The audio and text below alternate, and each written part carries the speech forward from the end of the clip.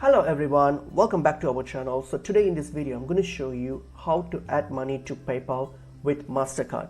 So let's get into the video. So if you want to use your MasterCard and add some money to your PayPal account, simply open up your PayPal, log into your PayPal account. So once I've logged into your PayPal account, go to your payment methods here.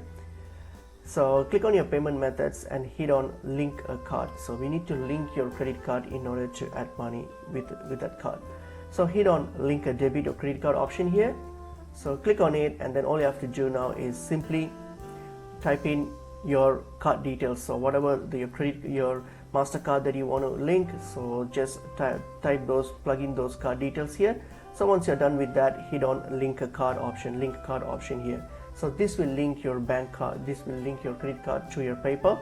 So once this linked, then you can now use this card and send money and also add money to your PayPal account using this card, and that's pretty much it is. So hope this video was helpful. I'll see you in another video. Thank you.